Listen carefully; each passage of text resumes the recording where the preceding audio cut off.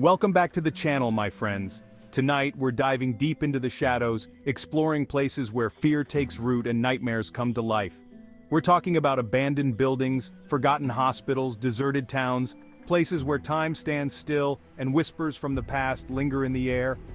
We've got 3 bone-chilling stories of urban exploration gone wrong, real encounters that'll make you question everything you thought you knew about the line between our world and the next.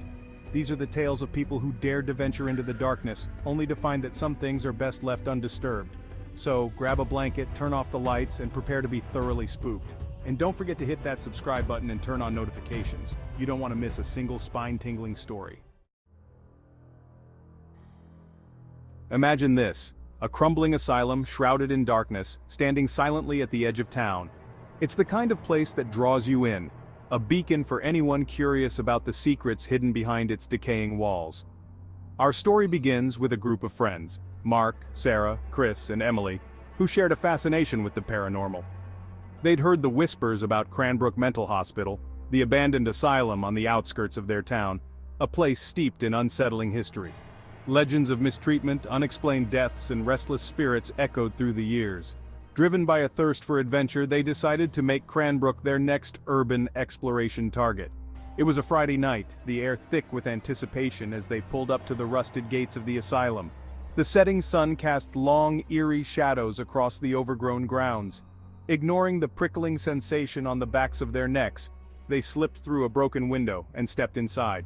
The air immediately felt heavy, stagnant, thick with the smell of decay and dust. The silence was deafening, broken only by the sound of their own heartbeats. As they ventured deeper into the asylum's labyrinthine corridors, they felt a shift in the atmosphere. The temperature dropped, sending a chill down their spines. A sense of unease settled over them, whispering that they weren't alone. They reached the main common area, a cavernous space that once buzzed with activity. Now, it was a desolate shell, littered with debris and remnants of a forgotten time.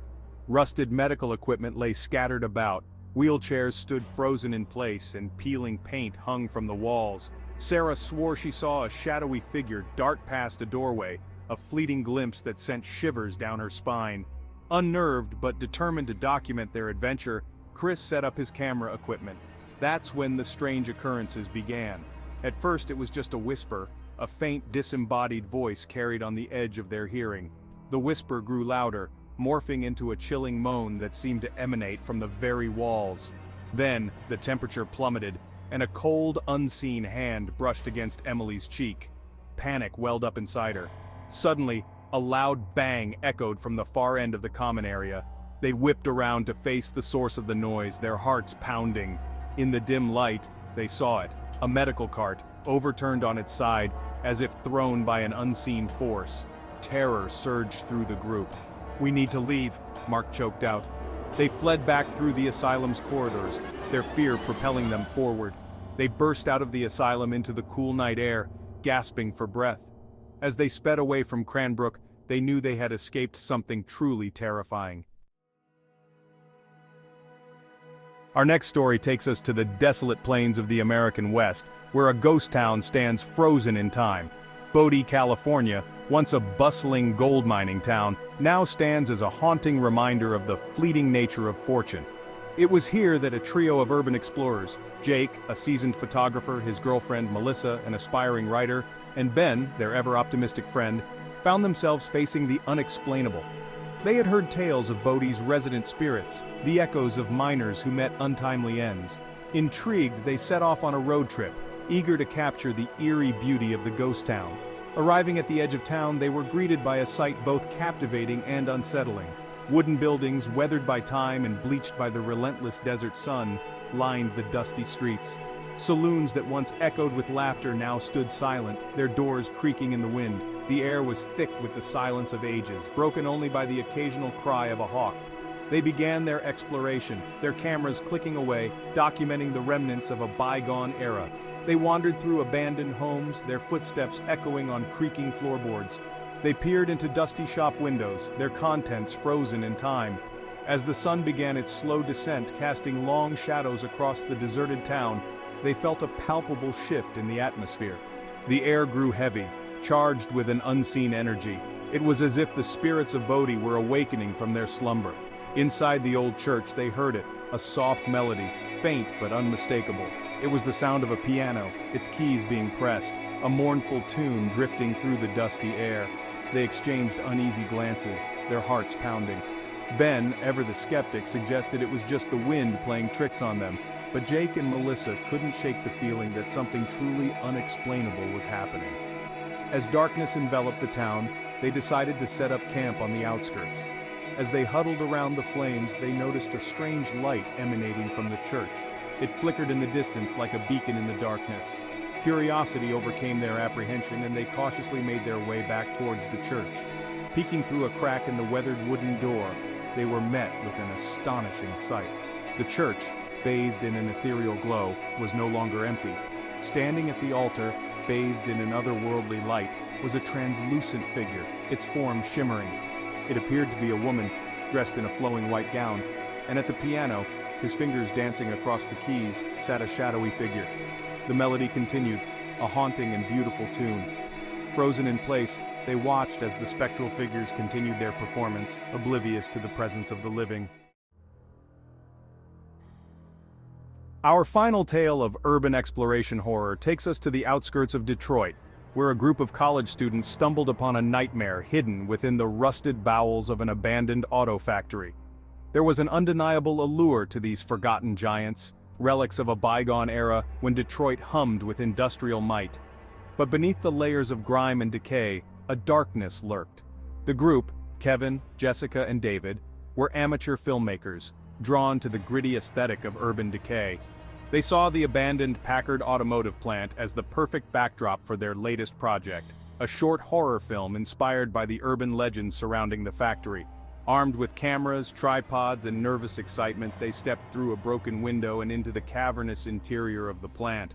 The air was thick with dust, the smell of rust and decay assaulting their senses. Sunlight struggled to penetrate the grimy windows, casting the vast space in an eerie, otherworldly glow. They explored the decaying assembly lines, their footsteps echoing in the cavernous space. As they ventured deeper into the factory's labyrinthine interior, they noticed a series of strange symbols spray-painted on the walls. The symbols, crudely drawn in faded red paint, seemed to pulsate with an unsettling energy.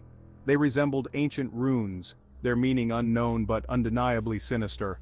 Unnerved but undeterred, they pressed on, their cameras rolling. They stumbled upon a room that sent chills down their spines. In the center of the room, illuminated by a single shaft of sunlight, stood a makeshift altar. Candles flickered atop a rusted metal drum, casting grotesque shadows. Strange artifacts, bones, feathers, pieces of metal, were arranged in a spiral pattern around a crudely drawn symbol. The air in the room was thick with the scent of incense and something else, something metallic and cloying like blood. A wave of dizziness washed over Jessica, and she stumbled back. "We need to get out of here," she whispered, her voice trembling. Kevin, his eyes glued to the altar, shook his head. "Just a few more shots," he muttered, his voice distant. He stepped closer to the altar, mesmerized by the flickering candlelight. That's when they heard it. A low growl, guttural and primal, emanating from the shadows. They spun around, their blood turning to ice, and saw it. A hulking figure, shrouded in darkness, its eyes glowing with an unnatural light. It moved with a speed that defied its size, lunging towards Kevin. He screamed, the camera flying from his grasp as the creature tackled him to the ground. Jessica and David watched in horror as the creature tore into Kevin. Adrenaline surged through their veins and they turned and ran, their screams echoing through the empty factory. They didn't stop until they burst out of the factory and into the blinding sunlight. The darkness holds many secrets, some best left undisturbed. Urban exploration can be a thrilling adventure, but as we've seen tonight, it also comes with risks. These abandoned places often hold more than just echoes of the past. If you choose to explore the shadows, do so with caution and respect. Be mindful of the stories whispered in the darkness, for they often hold a grain of truth. And remember, not all who wander are lost, but some stumble upon things best left hidden in the dark. Thank you for joining me tonight, my friends. If you enjoyed these tales of urban exploration horror, be sure to give this video a thumbs up. Subscribe to the channel for more spine-chilling stories, and share your own encounters with the unknown in the comments below. Until next time, stay safe and beware of the unknown.